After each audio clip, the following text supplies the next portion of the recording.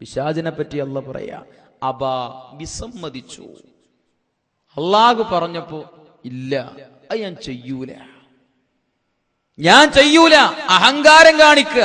അവരെക്കാൾ കൂടുതൽ ആദമിനെ മണ്ണിനാ സൃഷ്ടിച്ചത്, എന്നെയോ തീയുകൊണ്ട. അപ്പൊ തീ ഇങ്ങനെ ആളി കത്തുന്നതാണ്, അതാണ് ഉന്നതിയിലുള്ളത്, അതാണ് മുകളിലുള്ളത്. അതുകൊണ്ട് അവനേക്കാൾ എന്തുകൊണ്ടും മുകളിൽ ഞാനാണ്. എന്നിട്ട് അവന്റെ മുമ്പിൽ ഞാൻ സുജൂദ് ചെയ്യൂല. ആ പിശാചിനെ ഖിയാമത്ത് നാൾ വരെ അള്ളാഹ് ശപിച്ചിട്ടുണ്ടെങ്കിൽ രണ്ട് കാരണങ്ങൾ അള്ളാഹ് പറഞ്ഞു. അതിലൊന്ന് വിസമ്മതിച്ചു, അബാ എന്ന പദ, അബാ. ഇനി നോക്കൂ നിങ്ങൾ, റസൂലുള്ളാഹ് പറഞ്ഞ ഒരു ഹദീസ് എന്താ? അല്ലാഹുവിന്റെ റസൂല് പറയുന്നു, കുല്ലു ഉമ്മത്തി യദ്ഖുലൂനൽ ജന്നത ഇല്ലാ മൻ അബാ. എന്റെ ഉമ്മത്തിൽ നിന്ന് എല്ലാവരും സ്വർഗത്തിൽ പ്രവേശിക്കുന്നതാ, ഇല്ലാ മൻ അബാ, വിസമ്മതിച്ചവൻ ഒഴികെ.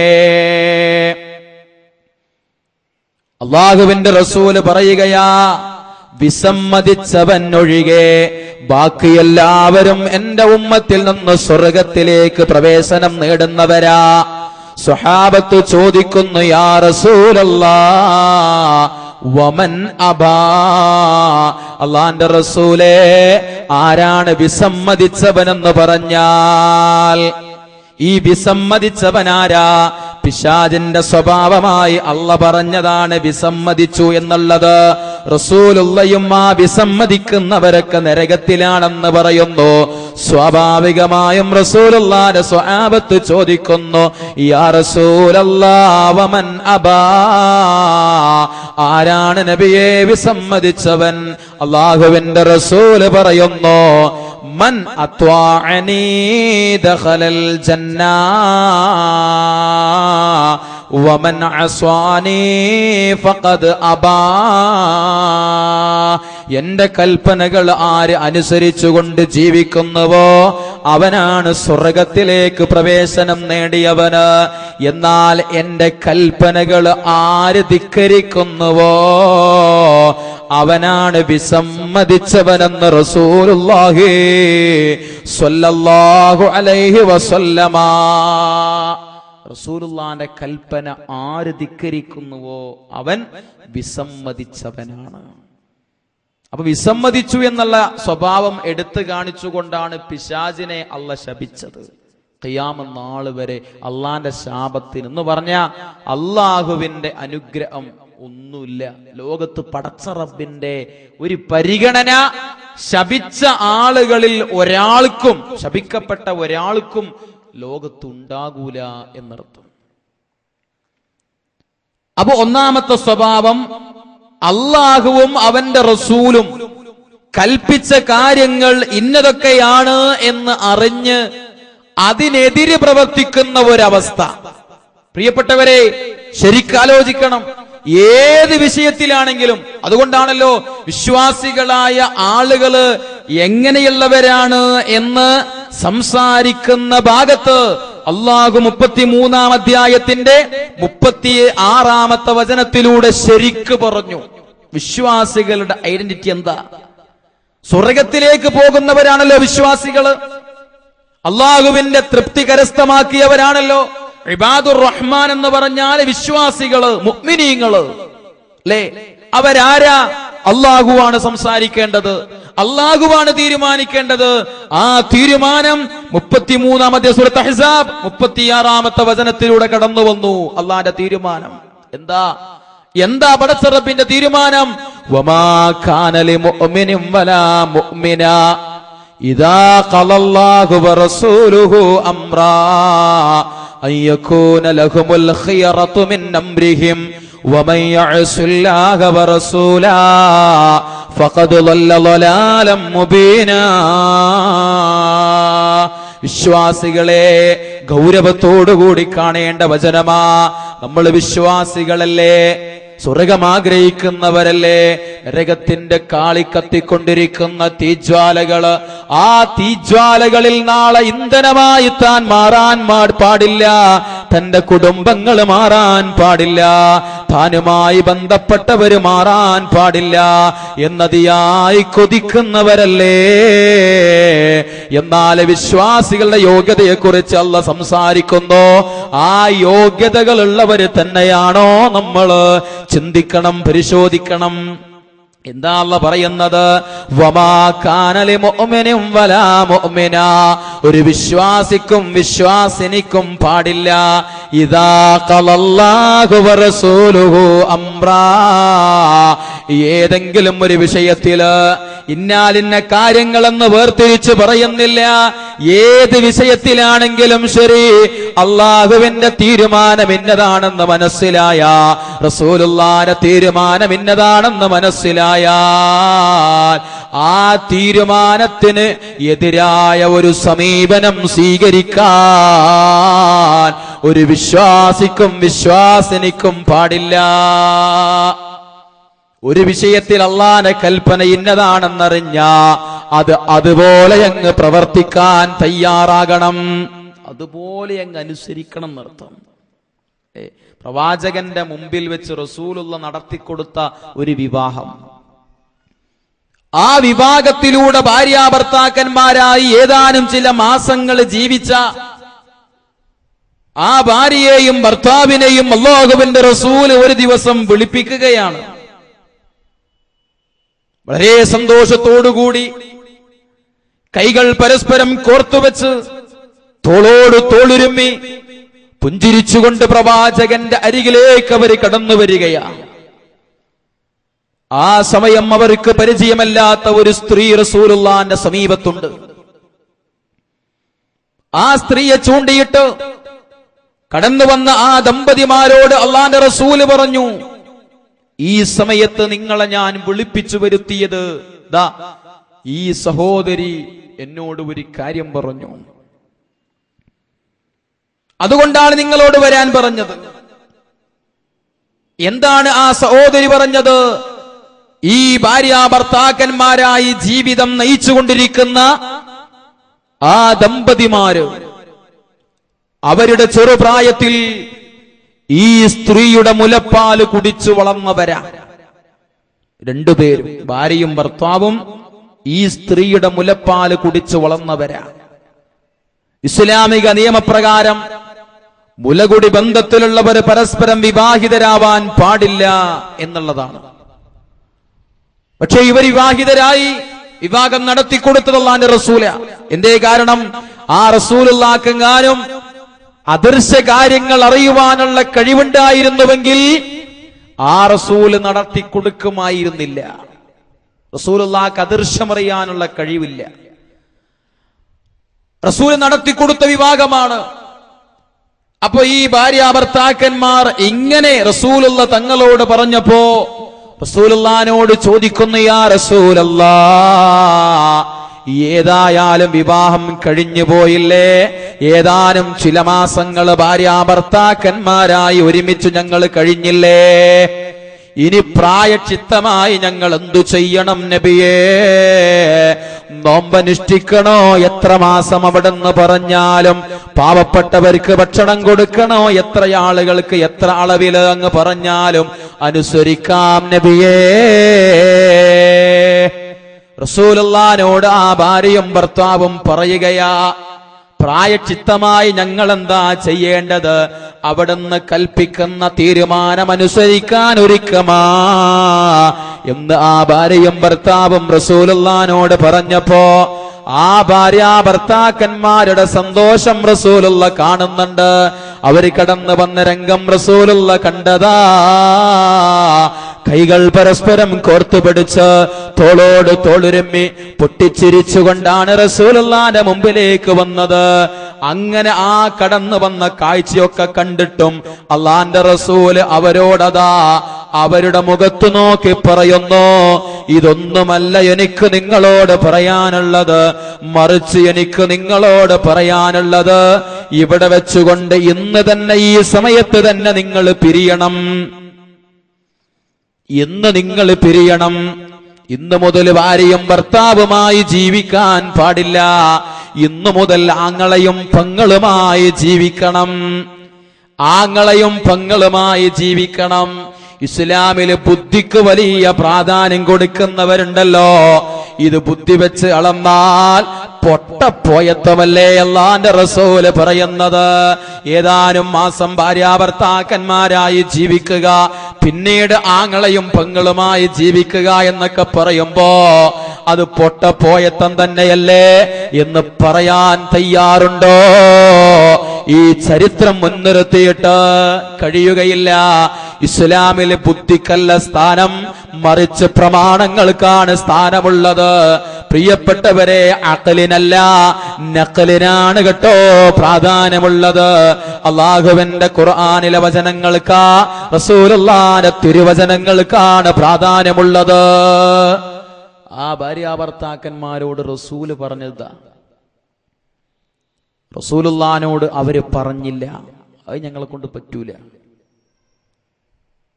ഈ ലോക ജീവിതത്തെക്കാൾ അവർ കൊതിച്ചത് വരാനുള്ള പാരത്രിക ജീവിതത്തെ, അവിടെയുള്ള സുഖനിമിഷങ്ങളെ ആയിരുന്നു. അതുകൊണ്ട് തന്നെ ആ സ്വഹാബിമാർ, ആ ഭാര്യയും ഭർത്താവും അവസാനമായി ഒന്നുകൂടി ചോദിച്ചു റസൂലുള്ളാഹിനോട്, റസൂലേ, ഒരു ഇളവ്, എന്തെങ്കിലും ഒരു ഇളവ് നൽകാൻ കഴിയുമോ? അല്ലാഹുവിന്റെ റസൂൽ അവരോട് പറയുകയാ, ഇത് അല്ലാഹുവിന്റെ മതമാണ്. ഇതിലെന്തെങ്കിലും ഒന്ന് കൂട്ടാൻ, എന്തെങ്കിലും ഒന്ന് കുറയ്ക്കാൻ എനിക്കധികാരമില്ല.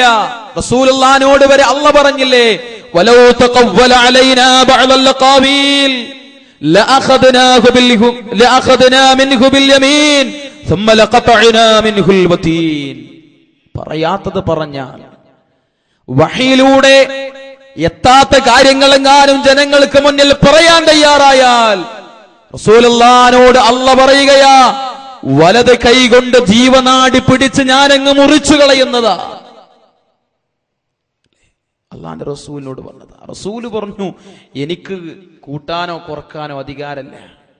ഇസ്ലാമിന്റെ നിയമം ഞാൻ നിങ്ങളോട് പറഞ്ഞു, നിങ്ങൾക്കെന്തുമാവാം. പക്ഷേ സ്വഹാബത്തിന്റെ ജീവിതത്തിൽ പ്രവാചകൻ ഒരു വിഷയത്തിൽ തീരുമാനമെടുത്താൽ അതിനപ്പുറത്തേക്ക് ചിന്തിക്കാൻ പോലും അവർ തയ്യാറായിട്ടില്ല. അവിടെ വെച്ചുകൊണ്ട് പ്രിയപ്പെട്ടവരെ, അന്ന് തന്നെ നബിയെ, ഇന്നുകൂടി ഞങ്ങൾ ഭാര്യാഭർത്താക്കന്മാരായി ജീവിക്കട്ടെ എന്ന് പറയാനില്ല.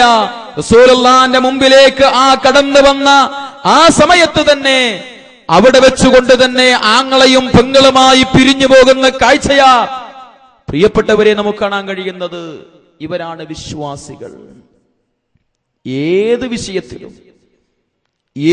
വിഷയത്തിലും അല്ലാഹുവിന്റെയും റസൂലുള്ളാഹിയുടെയും തീരുമാനം ഇന്നതാണെന്നറിഞ്ഞാൽ ആ തീരുമാനങ്ങൾ കൃത്യമായി അനുസരിക്കാൻ തയ്യാറില്ലാത്തവരെ പറ്റിയാ പറഞ്ഞത്. അത് മൂടിവെച്ച്, അത് മറച്ചുവെച്ച് ജീവിക്കുന്നവരെ കുറിച്ചാ ഖുർആൻ പറയുന്നത്. ഉലൈക യൽഅനുഹുമുല്ലാഹ്, അവർക്ക് അല്ലാഹുവിന്റെ ശാപമുണ്ട്.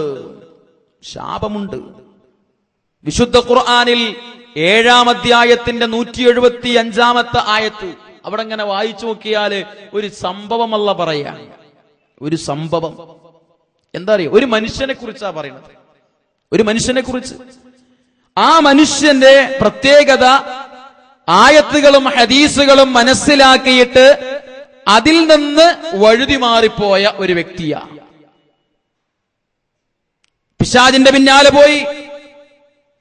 തഫ്സീറുകളിൽ മുഫസ്സിറുകള് അത് ഏതാണ് വ്യക്തി എന്ന് കൃത്യമായി പറയുന്നില്ല. പക്ഷേ ചില ആളുകൾ പറഞ്ഞു അത് മൂസാ നബി അലൈഹിസ്സലാത്തു വസ്സലാമിന്റെ കാലത്ത് ജീവിച്ചിരുന്ന ബൽആം ഇബ്നു ബഊറ എന്ന വ്യക്തിയാണ്.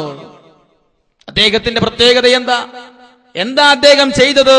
അദ്ദേഹം നല്ല ഒരു മനുഷ്യനായിരുന്നു, സ്വാലിഹായ മനുഷ്യനായിരുന്നു.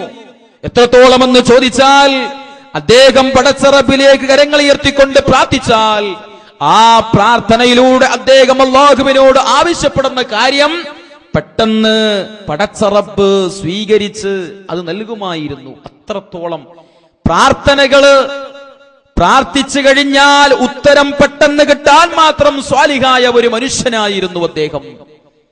അങ്ങനെയുള്ള ആ വ്യക്തിയുടെ അരികിലേക്ക് അക്കാലത്തുള്ള മൂസാ നബി അലൈഹിസ്സലാത്തു വസ്സലാമിന്റെ ശത്രുക്കള് അദ്ദേഹത്തെ സമീപിച്ച് അദ്ദേഹത്തോട് അവര് പറഞ്ഞു, നിങ്ങള് ഞങ്ങൾക്കൊരു സഹായം ചെയ്യണം. അങ്ങനെ നിങ്ങൾ ചെയ്യാൻ തയ്യാറായാൽ എത്ര സമ്പത്ത് വേണമെങ്കിലും നിങ്ങൾക്ക് ഞങ്ങൾ നൽകാം, എന്തു ചോദിച്ചാലും ഞങ്ങൾ നൽകാൻ തയ്യാറാണ്. എന്താ ചെയ്യേണ്ടത്? നിങ്ങൾ പടച്ച റബ്ബിനോട് പ്രാർത്ഥിക്കണം. മൂസയ്ക്ക് എതിരായിക്കൊണ്ട് നിങ്ങൾ പ്രാർത്ഥിക്കണം. മൂസ നബി അലൈഹിസ്സലാത്തു വസ്സലാമിന് എതിരായിക്കൊണ്ട് നിങ്ങൾ അല്ലാഹുവോട് പ്രാർത്ഥിക്കണം. അതാണ് നിങ്ങൾ ചെയ്യേണ്ടത്. അങ്ങനെ ചെയ്താൽ നിങ്ങൾ എന്താവശ്യപ്പെട്ടാലും ഞങ്ങൾ തരാം. അതിന് കേട്ടപ്പോ അയാൾക്കും തോന്നി,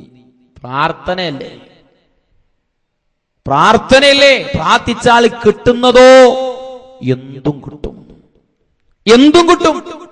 ആ സമയത്ത് പ്രിയപ്പെട്ടവരെ, ആ മനുഷ്യനതാ ദുനിയാവ് മോഹിച്ച് മൂസ നബി അലൈഹിസ്സലാത്തു വസ്സലാമിന് എതിരായി പ്രാർത്ഥിക്കാൻ ശത്രുക്കൾ ആവശ്യപ്പെട്ടപ്പോ അതിന് അദ്ദേഹം ഒരുങ്ങുകയാ. അങ്ങനെ മൂസാ നബിയെ അല്ലാ നീ നശിപ്പിക്കണേ എന്നാണ് പ്രാർത്ഥിക്കാൻ അദ്ദേഹം തയ്യാറാകുന്നത്.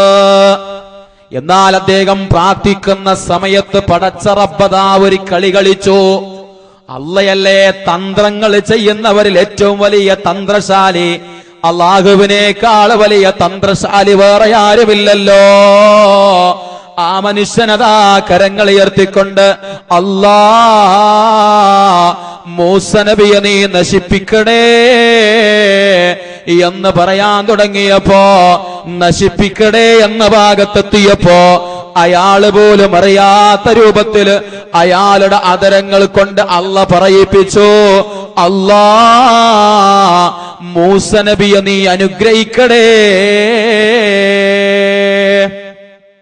അല്ലാ മൂസാ നബിയെ നീ അനുഗ്രഹിക്കണേ. അയാള് പോലും അറിഞ്ഞില്ല. ഇതിങ്ങനെ പ്രാർത്ഥനയും കേൾക്കണ ഇങ്ങനെ കാത്തു നിൽക്കുക ശത്രുക്കള്. അവര് കേട്ടതെന്താ? അനുഗ്രഹിക്കണേ എന്നുള്ള പ്രാർത്ഥന. അവരെന്താ പറഞ്ഞത്? നശിപ്പിക്കാൻ വേണ്ടിട്ടാ. അപ്പൊ അവര് വിചാരിച്ചു അവർക്ക് തന്നെ പാര വെച്ചു. അയാള് ഒരിക്കലും അങ്ങനെ പറയാനല്ല ഉദ്ദേശിച്ചിരുന്നത്. അതുകൊണ്ട് പ്രിയപ്പെട്ട അവരെ ആ മനുഷ്യനെ കുറിച്ച് അല്ലാഹ് പറയാ, ഫമസലുഹു കമസലിൽ കൽബ്. കൽബ് എന്ന് പറഞ്ഞ അർത്ഥം അറിയാത്താരുമില്ലല്ലോ. ഫമസലുഹു ആ മനുഷ്യന്റെ ഉപമ, അതേ അല്ലാഹുവിന്റെ ആയത്തുകൾ കേട്ട് ദൃഷ്ടാന്തങ്ങൾ മനസ്സിലാക്കി വചനങ്ങൾ മനസ്സിലാക്കി ആ വചനങ്ങളിൽ നിന്ന് ഒഴിഞ്ഞു മാറി സഞ്ചരിക്കുന്ന, പിശാചിന്റെ പിന്നാലെ സഞ്ചരിക്കാൻ തയ്യാറാകുന്ന ആയത്തുകളും ഹദീസുകളും കേട്ടിട്ട് പിന്നെയും പിശാചിന്റെ പ്രവർത്തനങ്ങൾക്ക് പിന്നാലെ നീങ്ങുന്ന ഒരു മനുഷ്യനെ സംബന്ധിച്ച പടച്ച റബ്ബ് പറഞ്ഞത്, അവന്റെ ഉപമ ഒരു കൽബ് പോലെയാ. എന്താ? നീ ആ കൽബിനെ, അത് എന്തെങ്കിലും നീ ചെയ്താലും ചെയ്തില്ലെങ്കിലും അതിങ്ങനെ നാവും പുറത്തേക്കിട്ട് അതിങ്ങനെ നടക്കുന്നല്ലാതെ വേറൊന്നുമില്ല. എന്തെങ്കിലും ചെയ്താലും ചെയ്തില്ലെങ്കിലും അത് അങ്ങനെ തന്നെയാണ്. എത്ര കേട്ടാലും യാതൊരു മാറ്റവും വരാത്ത ആളുകളെ കുറിച്ച് ആയത്തുകളും ഹദീസുകളും ധാരാളമായി കേട്ടു. എന്നിട്ടും അവന്റെ പ്രവർത്തനങ്ങളിൽ നിന്ന് ഒരു മാറ്റം ഉണ്ടാകുന്നില്ല എങ്കിൽ, അവൻ ചെയ്തുകൊണ്ടിരിക്കുന്ന പ്രവർത്തനം അത് തെറ്റാണ് എന്ന് ആയത്തിന്റെയും ഹദീസിന്റെയും അടിസ്ഥാനത്തിൽ മനസ്സിലാക്കിയിട്ട് ആ പ്രവർത്തനത്തിൽ നിന്ന് ഒരിക്കലും പിന്മാറാൻ തയ്യാറില്ലാത്ത, ആ പ്രവർത്തനങ്ങൾ അത് പിന്നെയും ആവർത്തിച്ച് ചെയ്യുന്ന മനുഷ്യനെ കുറിച്ച് അവർക്ക് അല്ലാഹുവിന്റെ ശാപമുണ്ട് എന്ന് അല്ലാഹ് പറയുന്നത്. അവര് പടച്ച റബ്ബിന്റെ റഹ്മത്ത് കിട്ടിയ ആളുകളുടെ കൂട്ടത്തിലില്ല. അവർക്ക് സ്വർഗ്ഗമില്ല എന്നർത്ഥം. അല്ലാഹുവെങ്ങാനും പ്രിയപ്പെട്ടവരെ ശപിച്ചു കഴിഞ്ഞാൽ, അല്ലാഹുവിന്റെ ശാപത്തിനെങ്ങാനും വിധേയരായി കഴിഞ്ഞാൽ എന്തായിരിക്കും അവസ്ഥ? എന്തായിരിക്കും അവസ്ഥ? അതും കൂടി നമ്മളൊന്ന് മനസ്സിലാക്കണം. വിശുദ്ധ ഖുർആനിൽ അല്ലാഹു ശപിച്ച ഒരു വ്യക്തിയുണ്ട്. പേരെടുത്ത് ശപിച്ചു. നമുക്കാർക്കും അറിയാത്ത ആളൊന്നല്ല, മുസ്ലിങ്ങൾക്ക് നല്ലതുപോലെ അറിയാവുന്ന ഒരാളാണ്. ആരാ? വിശുദ്ധ ഖുർആന് പറഞ്ഞില്ലേ, തബ്ബത് യദാ അബീ ലഹബിൻ വതബ്ബ. അബൂലഹബ് അല്ലേ? അബൂലഹബ്, അതേ നബി സല്ലല്ലാഹു അലൈഹി വസല്ലമയുടെ പിതൃവ്യനായ അബൂലഹബ്. ആ അബൂലഹബിന്റെ യഥാർത്ഥ പേര് അബ്ദുൽ ഉസ്സ എന്നുള്ളതാണ്. അബ്ദുൽ ഉസ്സ, ഉസ്സ എന്ന ബിംബത്തിന്റെ അടിമ എന്നർത്ഥം വരുന്ന ആ അബൂലഹബ്, അദ്ദേഹത്തിന്റെ മുഖം വളരെ ശോഭയും തെളിവുമുണ്ടായിരുന്നു. അതുകൊണ്ടാണ് ജ്വലിക്കുന്ന മുഖമുള്ളവൻ എന്ന ഉദ്ദേശത്തിൽ അബൂലഹബ് എന്ന പേര് അദ്ദേഹത്തിന് കിട്ടിയത്. ആ അബൂലഹബിന്റെ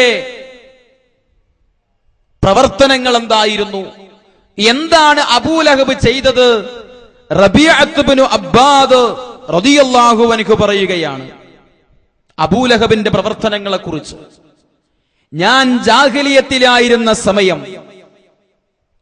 റബീഅത്ത് ഇബ്നു അബ്ബാദ് റളിയല്ലാഹു അൻഹു പറയാ, ഞാൻ ജാഹിലിയത്തിലായ, അതായത് ശത്രുക്കളുടെ കൂടെയായിരുന്ന സമയം, ഇസ്ലാം മതം സ്വീകരിക്കാത്ത സമയത്ത്, ദുൽവജാസ് ഉത്സവ ചന്തയിൽ വെച്ച് അല്ലാഹുവിന്റെ റസൂൽ സ്വല്ലല്ലാഹു അലൈഹി വസല്ലമ ഉച്ചത്തിൽ വിളിച്ചു പറയുകയുണ്ടായി, ഖൂലൂ ലാ ഇലാഹ ഇല്ലല്ലാഹ് തുഫ്ലിഹൂ. ജനങ്ങളെ, നിങ്ങൾ പറഞ്ഞോ ലാ ഇലാഹ ഇല്ലല്ലാഹ്,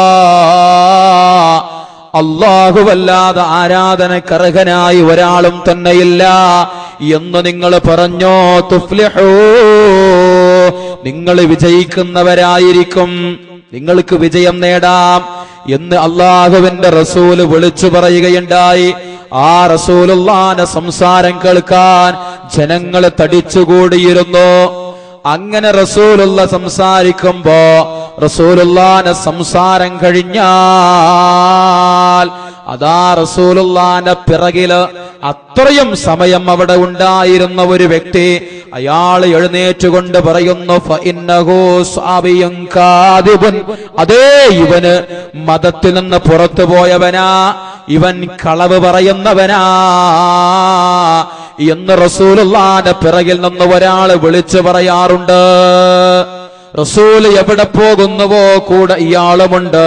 റസൂൽ എവിടെ സംസാരിക്കുന്നുവോ, റസൂലുള്ളാഹിന്റെ സംസാരം കഴിഞ്ഞാൽ അയാൾ വിളിച്ചു പറയും, ഇത് അംഗീകരിക്കല്ലേ, ഇവൻ കള്ളനാ, ഭ്രാന്തനാ, ജാലവിദ്യക്കാരനാണ് എന്നെല്ലാം അള്ളാന്റെ റസൂലിനെ പറ്റി വിളിച്ചു പറയാൻ വേണ്ടി പിന്നാലെ പോകുന്ന ആ വ്യക്തി ആരാണെന്നറിയുമോ? അത് അബൂലഹബ് തന്നെയാ. അബൂലഹബായിരുന്നു പ്രിയപ്പെട്ടവരെ. റസൂലുള്ള സംസാരിക്കുന്ന സമയത്ത് റസൂലുള്ളാഹിന്റെ പിറകിലുണ്ട്. റസൂലുള്ള സംസാരിക്കുന്ന കാര്യങ്ങൾ അബൂലഹബിന്റെ കാതുകൾ കൊണ്ട് അബൂലഹബ് കേൾക്കുന്നുണ്ട്. റസൂലുള്ള സംസാരിച്ചു കഴിഞ്ഞാൽ റസൂലുള്ള പറഞ്ഞതിന് എതിരായ പ്രവർത്തനങ്ങളതാ, എതിരാകുന്ന സംസാരങ്ങളതാ, എതിരാകുന്ന കാര്യങ്ങളതാ അവിടെ വിളിച്ചു പറയാൻ അബൂലഹബ് തയ്യാറാകുന്നു.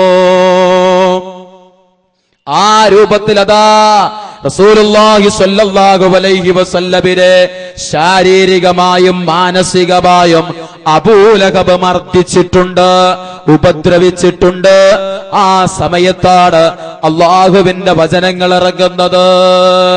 അബൂലഹബിനെ ശപിച്ചുകൊണ്ട്, അബൂലഹബിനെ മാത്രമല്ല അബൂലഹബിന്റെ ഭാര്യയെ ശപിച്ചുകൊണ്ട്. ആ ഭാര്യയുടെ സ്വഭാവം എന്താണെന്നറിയുമോ? അള്ളാഹുവിന്റെ റസൂലിനെ കുറിച്ച് സ്ത്രീകൾക്കിടയിൽ മോശമായി പ്രചാരണം നടത്തുക, റസൂലുള്ളാഹിനെ കുറിച്ച് മോശമായി സംസാരിക്കുക, തന്റെ വീട്ടിലെ അടിച്ചു വാരിയ ചപ്പ് ചവറുകൾ മുഴുവനും അള്ളാന്റെ റസൂലിന്റെ വീടിന്റെ മുമ്പിലേക്ക്, റസൂലുള്ളാഹിന്റെ ശരീരത്തിലേക്ക് അത് കൊണ്ടുപോയി ഇടുന്ന സ്വഭാവമായിരുന്നു ആ പെണ്ണിനുണ്ടായിരുന്നത്. ആ പെണ്ണിനെയും അല്ലാഹു ശപിച്ചില്ലേ? സ്വാഭാവികമായും മുസ്ലിമേ, നീ അന്വേഷിക്കേണ്ടതുണ്ട്, ആ അബൂലഹബിന്റെ ജീവിതം എങ്ങനെയാണ് അവസാനിക്കുന്നത്? ഈ ലോകത്തുള്ള ആ അബൂലഹബിന്റെ ജീവിതം എങ്ങനെയാണ് അവസാനിക്കുന്നത് അറിയുമോ നിങ്ങൾക്ക്? അതാ അബൂലഹബിന് അദസത്ത് എന്ന് പറയപ്പെടുന്ന വസൂരി പോലെയുള്ള ഒരു രോഗം പിടികൂടുകയാ. ശരീരം മുഴുവനും അതാ പൊട്ടിയൊലിക്കുന്ന വ്രണങ്ങൾ ഉണ്ടാവുകയാ. ദുർഗന്ധം സഹിക്കവയ്യാതെ വന്നിട്ട് അദ്ദേഹത്തിന്റെ സമീപത്തേക്ക് പോലും ജനങ്ങൾ അടുക്കാൻ തയ്യാറായില്ല. ആ നാട്ടിലുണ്ടായിരുന്ന ആ ശത്രുപക്ഷത്തിന്റെ നേതാവാണ്, ശത്രുപക്ഷത്തിന്റെ അമീറാണ്. പക്ഷേ ആ രോഗിയായി കിടക്കാൻ തുടങ്ങിയിട്ട് ഒരാള് പോലും അദ്ദേഹത്തെ സമീപിക്കാനില്ല. അത്രക്ക് ദുർഗന്ധമാ അദ്ദേഹത്തിന് ബാധിച്ച ആ രോഗത്താൽ അവിടെ മുഴുവനും പരക്കുന്നത്. അവസാനം എന്താ സംഭവിച്ചത്? അദ്ദേഹത്തിന്റെ ശവസംസ്കാരത്തിന് പോലും ആരും തയ്യാറായില്ല. കൂലിക്ക് ആളുകളെ വിളിച്ചാണ് ആ ശവം വരെ മറവ് ചെയ്തത്. ഒരു നേതാവിന്റെ അവസ്ഥയാണ് മരിച്ചപ്പോ. എന്താ പറഞ്ഞ കേട്ട കാര്യങ്ങൾക്കൊക്കെ എതിരായി പ്രവർത്തിക്കാൻ, എതിരായി പറയാൻ തയ്യാറായി എന്നുള്ളതാണ്. അല്ലാഹു ശപിച്ചൊരു വ്യക്തി ആ പേരെടുത്ത്, ആ ശപിച്ച വ്യക്തിക്ക് ദുനിയാവിൽ വെച്ച് കൊടുത്ത ശിക്ഷയാണ് കണ്ടത്. വസൂരി പോലെയുള്ള ഒരു രോഗം. പരീക്ഷണം എന്താ? ശിക്ഷ എന്താ? ആ രാജ്യത്ത് അവിടെയുള്ള ജനങ്ങളുടെ നേതാവാ, പക്ഷെ ഒരാള് പോലും സംസ്കാര ചടങ്ങിന് പോലും ആരും വരാൻ തയ്യാറായില്ല. കൂലിക്ക് ആളുകളെ വിളിച്ചാണ് ആ മയ്യത്ത് മറിച്ചിട്ടത്, തോണ്ടിനിട്ടുക. പ്രിയപ്പെട്ടവരെ, ആലോചിക്കുക. അല്ലാഹുവെങ്ങാനും ശപിച്ച ഒരു വിഭാഗത്തിലാണ് നമ്മൾ പെട്ടത് എങ്കിൽ ദുനിയാവിൽ കിട്ടും അല്ലാഹുവിന്റെ ശിക്ഷ. പാരത്രികമായ ലോകത്ത് അതിനേക്കാൾ വലുത് നമ്മെ കാത്തിരിക്കുന്നുണ്ട്. സംശയമല്ല. അതുകൊണ്ട് അല്ലാഹുവിന്റെ ലഅനത്തല്ല നമുക്ക് വേണ്ടത്, അല്ലാഹുവിന്റെ റഹ്മത്താണ് വേണ്ടത്. ആ റഹ്മത്ത് കിട്ടിയാൽ ആ സ്വർഗ്ഗത്തിലേക്ക് എത്താൻ കഴിയാ എന്ന് അല്ലാഹുവിന്റെ റസൂല് വരെ സ്വഹാബത്തിനോട് അതാ പറഞ്ഞത്. അപ്പൊ ലഅനത്ത് കിട്ടാതിരിക്കാൻ, റഹ്മത്ത് കിട്ടാൻ അള്ളയും അവന്റെ അല്ലാഹുവിന്റെ റസൂലും ഏതെല്ലാം വിഷയങ്ങളെ കുറിച്ച് എന്തെല്ലാം കാര്യങ്ങൾ പറഞ്ഞിട്ടുണ്ടോ അക്കാര്യങ്ങൾ അതേ രൂപത്തിൽ ജീവിതത്തിൽ പകർത്താൻ തയ്യാറാവുക. നോക്കൂ നിങ്ങൾ, വിശുദ്ധ ഖുർആനില് 5-ാം അധ്യായത്തിന്റെ 78-79 ആയത്ത്. എന്താ ആയത്തില്? ആ ആയത്തിൽ പറയുന്നത് ബനൂ ഇസ്രാഈലരായ ആളുകളിലെ കാഫിരീങ്ങളായ ആളുകളെ അല്ലാഹു ശപിച്ചിരിക്കുന്നു. അല്ലാഹു ശപിച്ചു എന്നാണ്. എന്തേ ശപിക്കാനുള്ള കാരണം? ശേഷം അല്ലാഹു പറയുന്നുണ്ട്, കാനൂ, അവർ ആയിരുന്നു, ലാ യതനാഹൗന അൻ മുൻകരിൻ ഫഅലൂ, അവരിൽ ചില ആളുകൾ ചെയ്യുന്ന തിന്മകൾ എതിർക്കാൻ അവര് തയ്യാറായില്ല. ലബിഅസ മാ കാനൂ യഫ്അലൂൻ, അവര് പ്രവർത്തിച്ച പ്രവർത്തനം എത്ര മോശമാണ്. എന്താ? ഒരു മുസ്ലിമിന്റെ കടമയാണ് തിന്മ എതിർക്കുക, നന്മ പറഞ്ഞു കൊടുക്കുക എന്നുള്ളത്. അതിന് തയ്യാറായില്ല എന്ന കാരണത്താലാണ് ബനൂ ഇസ്രാഈലരായ ആളുകളിലെ കാഫിരീങ്ങളായ ആളുകളെ അല്ലാഹു ശപിച്ചത് എന്ന് ആയത്ത് വരുന്നു. അതുകൊണ്ട് പ്രിയപ്പെട്ടവരെ, ആയത്തുകളിലൂടെ ഹദീസുകളിലൂടെ ഏതെല്ലാം കാര്യങ്ങളെ കുറിച്ച് കേൾക്കുന്നുവോ അതെല്ലാം അതുപോലെ അങ്ങ് ജീവിതത്തിൽ പ്രവർത്തിക്കാൻ തയ്യാറാണ്. അതാണ് കാരുണ്യവാനായ അല്ലാഹുവിന്റെ അടിമയുടെ ഒന്നാമത്തെ ലക്ഷണം. അതാണ് അല്ലാഹു പറഞ്ഞത്. നോക്കൂ നിങ്ങൾ, വിശുദ്ധ ഖുർആന് കൃത്യമായി പഠിപ്പിച്ചു. വിശുദ്ധ ഖുർആന് കൃത്യമായ കാര്യം പറയുന്നുണ്ട്. അനുസരിക്കാൻ തയ്യാറാവുക എന്നുള്ളതാണ്. അനുസരിക്കാനില്ലാതെ കേവലം അല്ലാഹുവിലും അവന്റെ പ്രവാചകനിലും വിശ്വാസമുണ്ട് എന്ന് പറഞ്ഞതുകൊണ്ട് മാത്രം ഒരാൾക്കും രക്ഷപ്പെടാൻ കഴിയില്ല. നമുക്കറിയാം മരണസമയത്ത് അള്ളാന്റെ റസൂല് പറഞ്ഞില്ലേ, ആരുടെ അവസാന വാക്ക് ലാ ഇലാഹ ഇല്ലല്ലാ ആകുന്നുവോ അവന് സ്വർഗമുണ്ട് എന്ന്. നമ്മളൊക്കെ കേട്ട വചനമാ. അവസാന വാക്ക് ലാ ഇലാഹ ഇല്ലല്ലാ, അത് ആരുടേത് ആകുന്നുവോ അവന് സ്വർഗത്തിൽ പ്രവേശിക്കാം എന്നുള്ളതാ. ഈ ഹദീസിന് കേട്ടപ്പോ ചില യുവാക്കളൊക്കെ വിചാരിച്ചു, അതിനപ്പുറത്തുള്ള പണി അവസാന സമയത്ത് ലാ ഇലാഹ ഇല്ലല്ലാ പറയാനാണോ വലിയ പണി? സ്വർഗത്തിലേക്ക് അവസാന വാക്ക് ലാ ഇലാഹ ഇല്ലല്ലാ ആയാൽ സ്വർഗം കിട്ടുമെങ്കിൽ അവസാന സമയത്താണ് പറഞ്ഞാ പോരെ? ഒന്ന് പറഞ്ഞു നോക്കൊണ്ടു. ജീവിത അവസാനം വരെ നെറുകേടുകളും തെമ്മാടിത്തരങ്ങളും മാത്രം ചെയ്ത് നീ ജീവിച്ചവനാണെങ്കിൽ കിടക്കുന്ന സക്കറാത്തിന്റെ വലിയ ആ നേരത്ത് ഒന്ന് പറഞ്ഞു നോക്കൊണ്ടു ലാ ഇലാഹ ഇല്ലല്ലാ. കഴിയോ? കഴിയൂല. എന്തേ കാരണം? മഹാനായ അൽഖമ റളിയല്ലാഹു അൻഹുവിന് കഴിയാത്ത ഒരവസ്ഥ ഉണ്ടായി. അൽഖമ റളിയല്ലാഹു അൻഹുവിന് വരെ പറയാൻ കഴിയാത്ത ഒരവസ്ഥ വന്നില്ലേ? ലാ ഇലാഹ ഇല്ലല്ലാ എന്ന ആദർശത്തിന് വേണ്ടി പടപൊരുതിയ വ്യക്തിയാ. ലാ ഇലാഹ ഇല്ലല്ലാ അത് വിശ്വസിക്കാൻ തയ്യാറായി, അതിന്റെ ഭാഗമായി ജീവിക്കാൻ തയ്യാറായി എന്ന കാരണത്താൽ മാനസികമായും ശാരീരികമായും ഒരുപാട് പീഡനങ്ങൾക്ക്, ഉപദ്രവങ്ങൾക്ക്, മർദ്ദനങ്ങൾക്ക് വിധേയനായ വ്യക്തിയാ അൽഖമ റളിയല്ലാഹു അൻഹു. പക്ഷേ മരിക്കാൻ നേരത്ത് ചുറ്റുവട്ടങ്ങളിരിക്കുന്ന സ്വഹാബത്ത് ചൊല്ലിക്കൊടുക്കുന്നുണ്ട്, ലാ ഇലാഹ ഇല്ലല്ലാ പറയൂ അൽഖമ. കഴിയുന്നില്ല, പറയാൻ ശ്രമിക്കുന്നുണ്ട്, പക്ഷേ ലാ ഇലാഹ ഇല്ലല്ലാ പുറത്തേക്ക് വരുന്നില്ല. സ്വഹാബത്ത് ബേജാറായി അള്ളാന്റെ റസൂലിനോട് ചെന്ന് കാര്യം പറഞ്ഞില്ലേ? അള്ളാഹുവിന്റെ റസൂല് സ്വഹാബത്തിനോട് ചോദിക്കുന്നു, അൽഖമയുടെ മാതാവ് എവിടെ? എനിക്കൊന്ന് കാണണം. ആ സമയത്ത് അള്ളാന്റെ റസൂലിന്റെ അരികിലേക്ക് അൽഖമ റളിയല്ലാഹു അൻഹുവിന്റെ മാതാവ് കടന്നു വരികയാ. മാതാവിനോട് അള്ളാന്റെ റസൂല് ചോദിക്കുന്നു, ഉമ്മാ നിങ്ങളും അൽഖമയും എങ്ങനെയാ? അൽഖമയുടെ സമീപനത്താൽ നിങ്ങളുടെ മനസ്സ് എത്രമാത്രം സന്തോഷിക്കുന്നു ഉമ്മാ എന്ന് അൽഖമ റളിയല്ലാഹു അൻഹുവിന്റെ മാതാവിനോട് അല്ലാഹുവിന്റെ റസൂൽ ചോദിച്ചപ്പോ മാതാവ് പറഞ്ഞ വാക്കെന്താ? അടുത്ത കാലത്തായി അൽഖമയുടെ ജീവിതത്തിൽ നിന്ന് കണ്ട പല സമീപനങ്ങളും കേട്ട പല വാക്കുകളും എന്റെ മനസ്സിനെ വല്ലാതെ വേദനിപ്പിച്ചിട്ടുണ്ട് നബിയേ. അത് അൽഖമ പോലും അറിഞ്ഞിട്ടില്ല.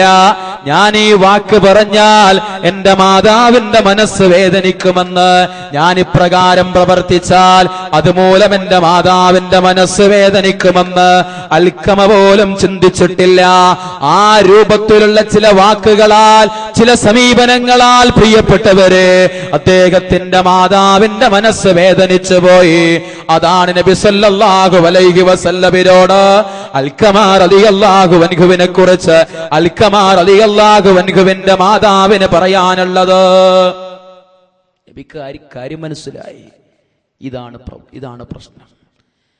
ആ സമയത്ത് റസൂലുള്ളാഹി സ്വല്ലല്ലാഹു അലൈഹി വസല്ലമ ആ ഉമ്മയോട് പറയുന്നു, ഉമ്മ അൽഖമ മരിക്കാനായി കിടക്കുകയാ, ലാ ഇലാഹ ഇല്ലല്ലാഹ് പറയാൻ കഴിയുന്നില്ല. നിങ്ങൾ അല്ലാഹുവിനോട് അൽഖമക്ക് പുറത്തു കൊടുക്കാൻ വേണ്ടി പ്രാർത്ഥിച്ചാലല്ലാതെ ആ അൽഖമക്ക് ലാ ഇലാഹ ഇല്ലല്ലാഹ് പറയാൻ കഴിയില്ല ഉമ്മ എന്ന് അല്ലാഹുവിന്റെ റസൂല് പറഞ്ഞപ്പോ തന്റെ മകൻ നരകത്തിലേക്ക് പോകുമല്ലോ, താൻ അല്ലാഹുവിനോട് ആ മകന് വേണ്ടി പ്രാർത്ഥിക്കാൻ തയ്യാറാകുന്നില്ലെങ്കിൽ എന്ന് മനസ്സിലായ ആ മാതാവ് അവിടെ വെച്ചുകൊണ്ട് തന്നെ അല്ലാഹുവിനോട് ആ മകന് പുറത്തു കൊടുക്കാൻ വേണ്ടി പ്രാർത്ഥിക്കുകയാണ്. മാതാവ് മക്കൾക്കെതിരായിട്ടും അനുകൂലമായിട്ടും പടച്ച റബ്ബിനോട് പ്രാർത്ഥിച്ചാലും ആ പ്രാർത്ഥന, ആ മക്കൾ എത്ര നല്ലവരാണെങ്കിലും അത് റബ്ബ് സ്വീകരിക്കും. അതാണ് മാതാവും മാതാപിതാക്കളും റബ്ബും തമ്മിലുള്ള ബന്ധമെന്ന് കൃത്യമായി മനസ്സിലാക്കണം. മാതാവ് പ്രാർത്ഥിച്ചു, അൽഖമ ചൊല്ലി ലാ ഇലാഹ ഇല്ലല്ലാഹ്, മരിക്കുകയും ചെയ്തു. എന്താ? അൽഖമ റളിയല്ലാഹു അൻഹുവിന് കഴിഞ്ഞിട്ടില്ല. തന്റെ മാതാവിനുള്ള സമീപനത്താൽ വീഴ്ച വന്നു എന്ന കാരണത്താൽ എന്താ മാതാവിനോട് ഇന്ന് സമൂഹം കാണിക്കുന്ന സമീപനങ്ങൾ എങ്ങനെയാ?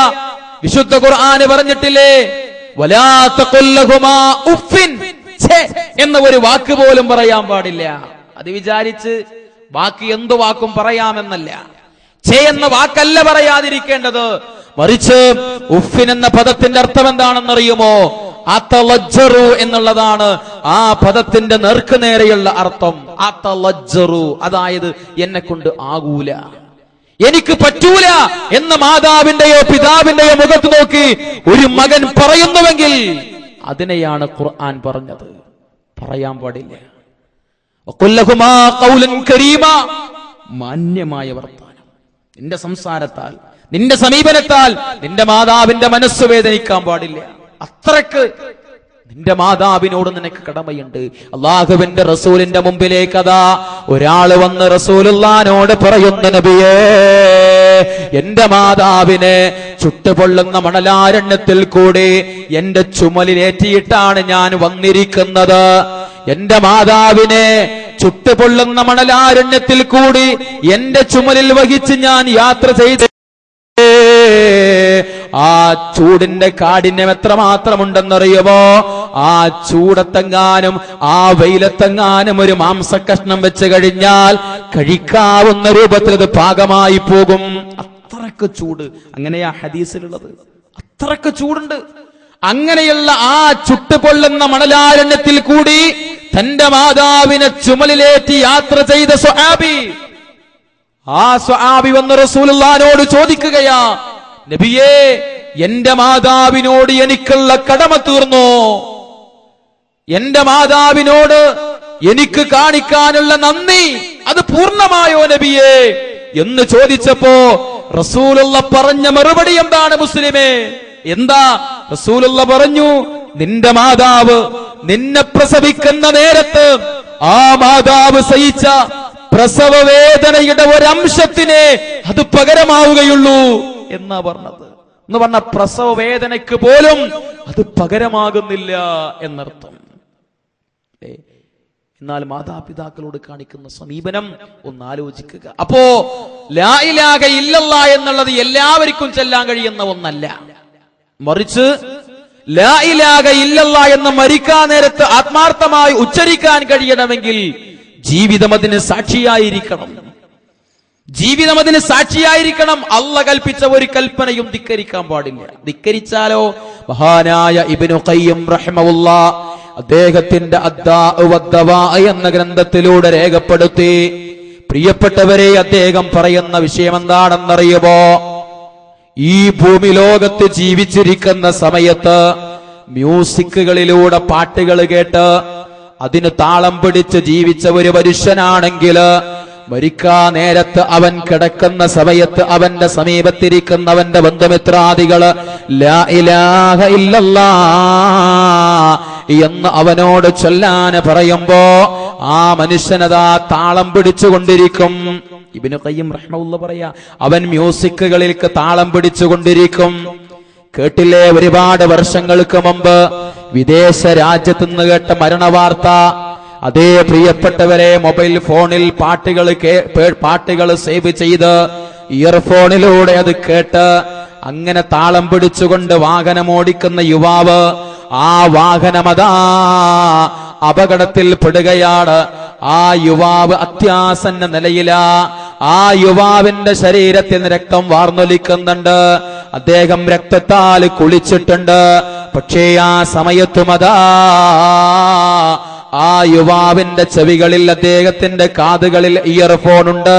അതിലൂടെ പാട്ടുകൾ കേട്ടുകൊണ്ടിരിക്കുന്നുണ്ട്. ആ സമയത്ത് അയാളതാ കൈവിരലുകൾ കൊണ്ട് താളം പിടിച്ചുകൊണ്ടിരിക്കുന്ന കാഴ്ചയല്ലേ രക്ഷിക്കാൻ കടന്നു വന്നവർക്ക് കാണാൻ കഴിഞ്ഞത്. മരിക്കാൻ നേരത്തെ ലാ ഇലാഹ ഇല്ലല്ലാഹ് പറഞ്ഞാലും ഉപ്പരിങ്ങനെ താളം പിടിച്ചും കൊണ്ടിരിക്കുന്ന അത് കേട്ട് നടന്ന ആളുകള്. വീണ്ടും അതാ അദ്ദേഹം പറയുന്നു, തന്റെ കച്ചവടം നിമിത്തം അള്ളാഹുവിനെ കുറിച്ചുള്ള ഓർമ്മയിൽ നിന്ന്, അള്ളാഹുവിനോടുള്ള ആരാധനാ കർമ്മങ്ങളിൽ നിന്ന് ഒഴിവായി നിന്ന ഏതെങ്കിലും ഒരു കച്ചവടക്കാരനുണ്ടെങ്കിൽ അല്ലാഹു സുബ്ഹാനഹു വ തആല പറഞ്ഞില്ലേ, അള്ളാഹുവിന്റെ ഇഷ്ടപ്പെട്ട അടിമകൾ എന്ന് പറഞ്ഞാൽ ലാ തുൽഹീഹിം തിജാറത്തും വലാ ബൈഉൻ അൻ ദിക്രില്ലാഹ് വഇഖാമസ്സലാ. അതേ അള്ളാഹുവിന്റെ ഇഷ്ടപ്പെട്ട അടിമകൾ എന്ന് പറഞ്ഞാൽ ഈ ലോകത്ത് ഒന്നും അവർക്ക് തടസ്സമല്ല. അള്ളാഹുവിനെ ഓർക്കാൻ, നമസ്കാരം നിർവഹിക്കാൻ, സകാത്ത് കൊടുക്കാൻ ദുനിയാവിൽ ഒന്നും അവർക്ക് തടസ്സമായി വരുന്നില്ല. പക്ഷേ തന്റെ കച്ചവടം തനിക്ക് ആ രൂപത്തിൽ തടസ്സമായി വന്ന ഏതെങ്കിലും കച്ചവടക്കാരനാണ് മരിക്കാനായി കിടക്കുന്നത് എങ്കിൽ അദ്ദേഹത്തോട് ലാ ഇലാഹ ഇല്ലല്ലാഹ് എന്ന് പറയാൻ ആവശ്യപ്പെട്ടാൽ ആ സമയത്ത് അദ്ദേഹം പറഞ്ഞു പോകും, എന്താണെന്നറിയുമോ? ഇത് നല്ല സാധനമാ, ഇത് നിങ്ങളെടുത്തോ, ഇത് നിങ്ങൾക്ക് ലാഭമാ എന്നിങ്ങനെ അയാൾ പറഞ്ഞുകൊണ്ടിരിക്കുമെന്നാണ് ഇബ്നു ഖയ്യിം റഹിമഹുല്ലാഹ് പറയുന്നത്. തീർന്നില്ല, തനിക്ക് പടച്ച റബ്ബ് അനുഗ്രഹമായി നൽകിയ സമ്പത്ത് മുഴുവനും തന്റെ ഭൗതികമായ ജീവിതത്തിന്റെ ആഡംബരങ്ങൾക്ക് വേണ്ടി ഉപയോഗപ്പെടുത്തിയ മനുഷ്യരാണെങ്കിൽ തന്റെ വീട് ഭംഗി കൂട്ടാൻ, തന്റെ വീടുമായി ബന്ധപ്പെട്ട ഒരുപാട് പ്രവർത്തനങ്ങൾക്ക് വേണ്ടി ആ സമ്പത്ത് ചെലവാക്കിയ മനുഷ്യരാണെങ്കിൽ അവനതാ മരിക്കാനായി കിടക്കുമ്പോ അവനോട് ലാ ഇലാഹ ഇല്ലല്ലാഹ് എന്ന് ചൊല്ലാൻ പറയുമ്പോ അവനതാ പറഞ്ഞു പോകുന്നു, ആ വീട്ടിൽ അത് ശരിയാക്കൂ, ഇത് ശരിയാക്കൂ എന്നിങ്ങനെ ആ മനുഷ്യൻ പറയുന്നതാ. ഇനി പലിശയുമായി ബന്ധപ്പെട്ട മനുഷ്യനാണ് മരിക്കാനായി കിടക്കുന്നതെങ്കിൽ അവനോടതാ ലാ ഇലാഹ ഇല്ലല്ലാഹ് എന്ന് അവന്റെ ബന്ധുമിത്രാദികൾ പറയുമ്പോ ആ മനുഷ്യൻ പറഞ്ഞു പോകുന്നു, എന്താ 10-11 എന്നിങ്ങനെ ആ മനുഷ്യനെ ഏറ്റു പറഞ്ഞുകൊണ്ടിരിക്കുമെന്ന് ഇബ്നു ഖയ്യിം റഹിമഹുല്ലാഹ് അദ്ദേഹത്തിന്റെ അദ്ദാഉ വദ്ദവാ എന്ന ഗ്രന്ഥത്തിലൂടെയാ രേഖപ്പെടുത്തി വെച്ചത്. അതുകൊണ്ട് മുസ്ലിമാനെ, മുസ്ലിമേ, പ്രിയപ്പെട്ട രക്ഷിതാക്കളെ, മരിക്കാ നേരത്തിൽ ലാ ഇലാഹ ഇല്ലല്ലാഹ് ആത്മാർത്ഥമായി ഉച്ചരിക്കാൻ കഴിയണമെങ്കിൽ കേവലം അല്ലാഹുവിലോ അവന്റെ പ്രവാചകനിലോ വിശ്വാസമുണ്ട് എന്ന് പറഞ്ഞാൽ പോരാ. അത് വിശുദ്ധ ഖുർആൻ തന്നെ പറഞ്ഞില്ലേ, 24-ാം അധ്യായത്തിന്റെ 47-ാമത്തെ വചനത്തിലൂടെ അതാ പടച്ച റബ്ബ് നിന്നോട് പറയുന്നു, മനുഷ്യ, അല്ലാഹു സുബ്ഹാനഹു വ തആല ചില ആളുകളെ കുറിച്ച് സംസാരിക്കുകയാ. ചില ആളുകളെ കുറിച്ച് അല്ലാഹു പറയാ, എന്ത്? വയഖൂലൂന, അവര് പറഞ്ഞവരാ, ആമന്നാ ബില്ലാഹി വബിർറസൂൽ വഅതഅനാ സുമ്മ യതവല്ലാ ഫരീഖും മിൻഹും മിൻ ബഅദി ദാലിക വമാ ഉലൈക ബിൽ മുഅ്മിനീൻ. അതേ നാവുകൾ കൊണ്ട് ഉച്ചരിച്ചവരാ എന്താണ് അവർ പറഞ്ഞത്? ആമന്നാ ബില്ലാഹി വബിർറസൂൽ വഅതഅനാ, അല്ലാഹുവിൽ ഞങ്ങൾക്ക് വിശ്വാസമുണ്ട്, അല്ലാഹ് നിയോഗിച്ച റസൂലിലും ഞങ്ങൾക്ക് വിശ്വാസമുണ്ട്, അവര് പറയുന്ന കാര്യങ്ങൾ അനുസരിക്കാൻ ഞങ്ങൾ ഒരുക്കമാ എന്ന് പറഞ്ഞവരാണ് അവര്. അവരെ കുറിച്ചാ റബ്ബ് പറയുന്നത്, വമാ ഉലൈക ബിൽ മുഅ്മിനീൻ, അല്ല കൂട്ടരെ, അവര് വിശ്വാസികളല്ല. കാരണം എന്താ? അവരുടെ ജീവിതത്തിൽ അങ്ങനെ ഒന്നില്ല. അവർക്ക് അല്ലാഹുവിൽ വിശ്വാസമുണ്ട്, റസൂലിൽ വിശ്വാസമുണ്ട്, അള്ളാനെ പേടിണ്ട്, റസൂല് പറഞ്ഞ കാര്യങ്ങൾ കൃത്യമായി ചെയ്യുന്നവരാണ് എന്ന് അവന്റെ ജീവിതം കണ്ടാൽ ആരും പറയൂല. പറയാൻ വേണ്ടി ജീവിക്കണം എന്നല്ല, പക്ഷേ കണ്ടാ തോന്നുമല്ലോ. മുസ്ലിമായ മനുഷ്യന്റെ ജീവിതം കണ്ടാലറിയും. അങ്ങനെ ഒന്നില്ല എങ്കിൽ പ്രിയപ്പെട്ടവരെ ഒരു കാര്യമില്ല. അള്ളാഹുവിലും അവന്റെ പ്രവാചകലും വിശ്വസിക്കുന്നു എന്നുള്ളത് കൊണ്ട് സ്വർഗത്തിലേക്ക് എത്താൻ കഴിയില്ല. മറിച്ച് ആമുഖമായി ഞാൻ കേൾപ്പിച്ചില്ലേ നിങ്ങളോട്, എന്താ റബ്ബ് പറഞ്ഞത്? ആർക്കാണ് പടച്ച റബ്ബിന്റെ സ്വർഗത്തിലേക്കുള്ള ഭാഗ്യം ലഭിക്കുന്നത്? ആര് മരിക്കാനായി കിടക്കുമ്പോഴാണ് സുന്ദരന്മാരായ രൂപത്തില് പടച്ച റബ്ബിന്റെ സ്വർഗീയ ആരാമത്തിലെ കപ്പമ്പുടവകളുമായി കൊണ്ട്, സുഗന്ധദ്രവ്യങ്ങളുമായി കൊണ്ട് മലക്കുകൾ കടന്നു വരുന്നത്. വിശ്വാസിയായ മനുഷ്യന് മരിക്കാനായി കിടക്കുമ്പോ, പടച്ച റബ്ബിന്റെ ഇഷ്ടപ്പെട്ട അടിമ അവൻ മരിക്കാനായി കിടക്കുമ്പോ അവന്റെ സമീപത്തേക്കതാ കഅന്ന വുജൂഉഹും ശംസ്, സൂര്യനെ പോലെ പ്രകാശിക്കുന്ന മുഖമുള്ളവരായിക്കൊണ്ട് മലക്കുകൾ കടന്നു വരികയാ. കഫനും മിൻ കഫാനിൽ ജന്ന വഹനൂത്തും മിൻ ഹുനൂത്തിൽ ജന്ന, സ്വർഗ്ഗത്തിലെ കഫം പുടവ കയ്യിലുണ്ട്, സ്വർഗ്ഗത്തിലെ സുഗന്ധദ്രവ്യങ്ങൾ കയ്യിലുണ്ട്. സലാം പറഞ്ഞുകൊണ്ടാണ് അവർ വരുന്നത്. അല്ലേ? അങ്ങനെ ഒരു മരണത്തെയല്ലേ നമ്മളും കാത്തിരിക്കുന്നത്? അങ്ങനെ മരിക്കണമെന്ന് പൂതിയുള്ളവരല്ലേ നമ്മള്? അങ്ങനെ മരിക്കണമെന്ന് അതിയായി കൊതിക്കുന്നവരല്ലേ നമ്മള്? എന്നാൽ പ്രിയപ്പെട്ടവരെ, അങ്ങനെ മരിക്കാൻ നമുക്ക് കഴിയണമെങ്കിൽ എന്താ നമ്മൾ ചെയ്യേണ്ടത്? 41-ാം അധ്യായത്തിന്റെ 30-ാമത്തെ വചനം ആമുഖമായി കേൾപ്പിച്ച ആയത്താ. എന്താ റബ്ബ് പറഞ്ഞത്? ഇന്നല്ലദീന ഖാലൂ റബ്ബുനല്ലാഹ്. ആർക്കാണ് അങ്ങനെ മരണത്തെ സമീപിക്കാൻ കഴിയുക? ആരുടെ സമീപത്തേക്കാ മലക്കുൽ മൗത്ത് ആ രൂപത്തിൽ വരിക? അവർ പ്രഖ്യാപിച്ചവരാ, രക്ഷിതാവ് അല്ലയാ. അവിടെ നിർത്തിയില്ല. സുമ്മസ്തഖാമോ, പിന്നെ ആ രക്ഷിതാവിന്റെ തീരുമാനങ്ങൾ പാലിച്ചുകൊണ്ട്, ആ രക്ഷിതാവിനെ പേടിച്ചുകൊണ്ട് പരലോക ചിന്തയാ ലോകത്ത് ജീവിച്ചവനാ. അള്ളാഹുവിന്റെ റസൂലിലൂടെ അള്ളാഹു പറഞ്ഞതല്ലേ, പാരത്രികമായ ലോകത്ത് രക്ഷയാഗ്രഹിക്കുന്നുണ്ടോ നിങ്ങൾ? ലഖദ് കാന ലക്കും ഫീ റസൂലില്ലാഹി ഉസ്വത്തുൻ ഹസനാ ലിമൻ കാന യർജുല്ലാഹ്. പരലോകം ആഗ്രഹിക്കുന്നവർക്ക് റസൂലുള്ളാഹിയിൽ ഉത്തമമായ മാതൃകയുണ്ട്. ആ മാതൃക സ്വീകരിച്ച് റസൂലുള്ളാഹിനെ പോലെ ലോകത്ത് ആരുണ്ടോ ജീവിക്കാൻ? അങ്ങനെ ജീവിക്കുന്ന ഒരു മനുഷ്യനാണെങ്കിൽ അവന്റെ അവസാന സമയത്ത്, അവൻ മരിക്കാ നേരത്ത്, തതനസ്സലു അലൈഹിമുൽ മലായിക, അവന്റെ സമീപത്തേക്ക് അതാ മലക്കുകൾ ഇറങ്ങി വരുന്നു. ആ മലക്കുകൾ ആ മനുഷ്യനോട് പറയുന്നു, അല്ലാ തഖാഫൂ, നിങ്ങൾ പേടിക്കേണ്ടതില്ല, വലാ തഹ്സനൂ, നിങ്ങൾ ദുഃഖിക്കേണ്ടതില്ല, വഅബ്ശിറൂ ബിൽ ജന്നാ അല്ലതീ കുൻതും തൂഅദൂൻ, നിങ്ങൾക്ക് വേണ്ടി ഒരുക്കി നിർത്തപ്പെട്ട ആ സ്വർഗം കൊണ്ട് ഞങ്ങളിതാ നിങ്ങൾക്ക് സന്തോഷവാർത്ത അറിയിക്കുന്നു. മരിക്കാ നേരത്ത് തന്നെ അതാ പ്രിയപ്പെട്ടവരെ ആ ജനങ്ങളോട് പറയുന്നു, നിങ്ങൾക്ക് സ്വർഗമാ, നിങ്ങൾ അല്ലാഹുവിന്റെ സ്വർഗത്തിലേക്കുള്ളവരാ. ഇങ്ങനൊരു വാർത്ത കേട്ടുകൊണ്ട് മരിക്കാനല്ലേ നമ്മൾ കൊതിക്കുന്നത്? അങ്ങനെ കൊതിയുണ്ടായത് കൊണ്ട് മാത്രമായില്ല, മറിച്ച് അല്ലാഹു പറഞ്ഞതാ, ഖാലൂ റബ്ബുനല്ലാഹ് സുമ്മസ്തഖാമു, നേരെ ചൊവ്വേ ജീവിക്കണം. റസൂലുള്ളാഹിനോട് വന്ന ഒരാൾ ചോദിച്ചില്ല, നബിയേ, ഞാൻ നിങ്ങളോടൊരു കാര്യം ചോദിക്കുകയാണ്, നിങ്ങളെന്നല്ലാതെ എനിക്ക് പിന്നെ ഒരാളോടും അത് ചോദിക്കേണ്ട ഒരവസ്ഥ വരാൻ പാടില്ല.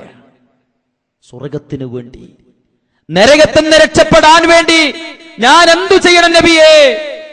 ആ മനുഷ്യനോട് റസൂല് പറഞ്ഞു, ആമൻതു ബില്ലാഹ് സുമ്മസ്തഖിം, മനുഷ്യ നീ പറ, റബ്ബേ ഞാൻ നിന്നിൽ വിശ്വസിക്കുന്നു. സുമ്മസ്തഖിം, പിന്നെ നേരെ ചൊവ്വെ ജീവിക്കുക. വിശ്വാസം മാത്രമുണ്ടായാൽ പോരാ, നേരെ ചൊവ്വെ ജീവിക്കുക. വിശ്വാസമുള്ള ആളുകളാണോ നമ്മള്? വിശ്വാസമുള്ളവരാണോ നമ്മള്? എങ്കിൽ പ്രിയപ്പെട്ടവരെ, പടച്ച റബ്ബിലുള്ള വിശ്വാസം എന്ന് പറഞ്ഞാൽ പടച്ച റബ്ബ് ഒരുക്കി വെച്ചിരിക്കുന്ന പരലോകത്തെ കുറിച്ച് ഒരിക്കലും മറക്കാൻ പാടില്ല. ലോകത്ത് മരണം വരെ പരലോക ചിന്തയാൽ ലോകത്ത് ജീവിക്കേണ്ടവരാണ് നമ്മള്.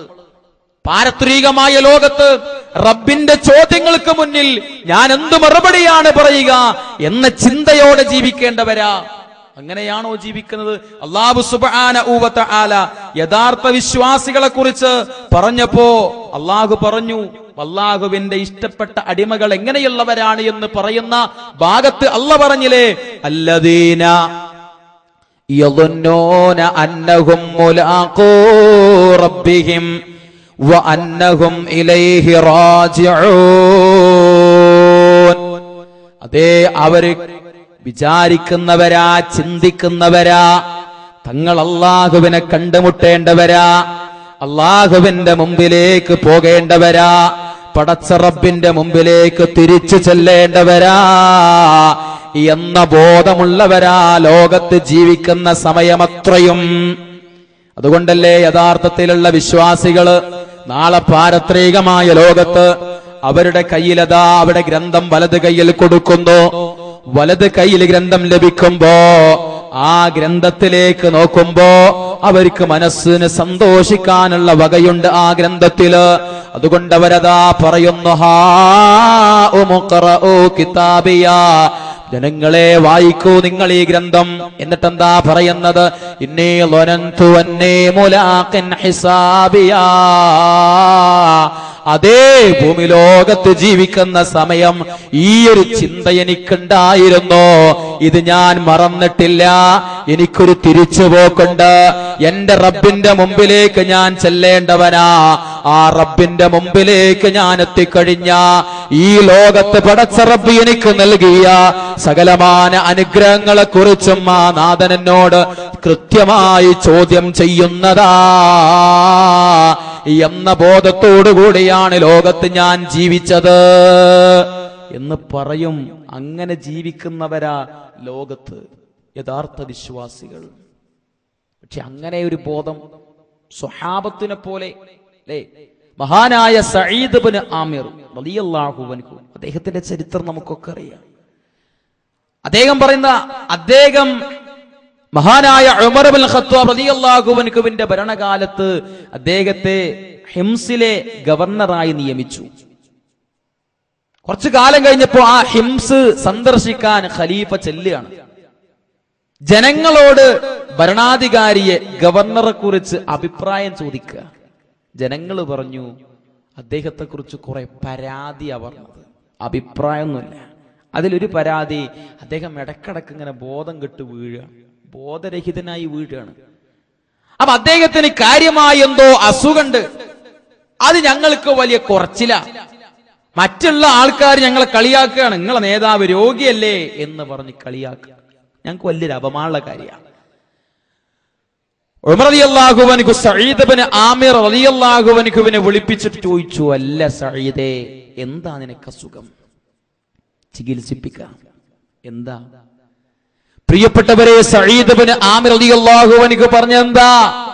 ചികിത്സിപ്പിച്ചാൽ മാറ്റാൻ കഴിയുന്ന രോഗമല്ല എനിക്കുള്ളത്. പിന്നെ എന്താ ബോധരഹിതനായി വീഴുന്നത്? അദ്ദേഹം പറഞ്ഞു, അത് പറയാൻ എനിക്ക് ലജ്ജയുണ്ട്, പക്ഷേ സത്യാവസ്ഥ അറിയാൻ ഞാൻ നിങ്ങളോട് പറയാം. എന്നിട്ട് അദ്ദേഹം പറയുകയാണ്, റസൂലുള്ളാഹി സ്വല്ലല്ലാഹു അലൈഹി വസല്ലമിന്റെ കാലം ശത്രുക്കൾ ഇസ്ലാമിനെതിരിൽ എന്തെല്ലാം പ്രവർത്തനങ്ങളാണ് ചെയ്തുകൊണ്ടിരിക്കുന്നത് എന്ന് അറിയാൻ ആസിം റളിയല്ലാഹു അൻഹുവിന്റെ നേതൃത്വത്തിൽ ഒരു 10 ആളുകളെ ചാരന്മാരായി അക്കാലത്ത് അള്ളാന്റെ റസൂൽ നിയമിച്ചു. ചാരന്മാരായി അക്കാലത്ത്. പക്ഷേ അമ്പെയ്ത്ത് വിദ്യയിൽ വിദഗ്ധന്മാരായ ശത്രുക്കൾ 10 ആളുകളെയും പിടികൂടി തൽക്ഷണം കൊന്നുകളയാണ്. ആ കൂട്ടത്തിലെ ഖുബൈബ് ഇബ്നു അദി റളിയല്ലാഹു അൻഹുവിനെ വളരെ ക്രൂരമായിട്ടാണ് കൊന്നൊടുക്കിയത്.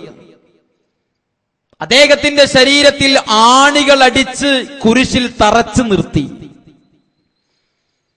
ഇരുമ്പിന്റെ ചീർപ്പ് കൊണ്ട് അദ്ദേഹത്തിന്റെ അവയവങ്ങളിലെ മാംസങ്ങള് അവര് വലിച്ചെടുത്തു. എന്തിന്റെ പേരില? ഇസ്ലാം മതം സ്വീകരിച്ചു. പ്രവാചകൻ സ്വല്ലല്ലാഹു അലൈഹി വസല്ലമ പഠിപ്പിച്ചതുപോലെ ജീവിക്കാൻ തയ്യാറായി എന്ന ഒറ്റ കാരണത്താൽ. അല്ലാതെ വേറെ ഒരാളെ എന്തെങ്കിലും നിലക്ക് മോഷ്ടിക്കുകയോ വ്യഭിചരിക്കുകയോ ആ രൂപത്തിലുള്ള പ്രവർത്തനങ്ങൾ ചെയ്തതിന്റെ പേരിലല്ല, ഇസ്ലാം മതം അനുസരിച്ച് ജീവിക്കാൻ തയ്യാറായി എന്ന കാരണത്താൽ. അങ്ങനെ ഖുബൈബ് റളിയല്ലാഹു അൻഹുവിന്റെ ശരീരത്തിൽ നിന്ന് രക്തം ധാരയായി ഭൂമിയിലേക്ക് ഇങ്ങനെ വീണുകൊണ്ടിരിക്കുകയാണ്. അദ്ദേഹത്തിന്റെ ആ പടച്ചില് കാണുമ്പോ വലിയ സന്തോഷമാണ് ശത്രുക്കൾക്ക്, വലിയ ആനന്ദം. അങ്ങനെ ശത്രുക്കൾ മുഴുവനും ആ സമയത്ത് പൊട്ടിച്ചിരിക്കുകയാണ്. പ്രിയപ്പെട്ടവരെ, ആ സമയത്ത് സഈദ് ഇബ്നു ആമിർ റളിയല്ലാഹു അൻഹു പറയുന്നു, അന്ന് ചിരിച്ച, ആനന്ദിച്ച ആഹ്ലാദിച്ച ആ ശത്രുക്കളിൽ അന്ന് ഞാനുമുണ്ടായിരുന്നു. അന്ന് ഞാൻ ശത്രുവാണ്.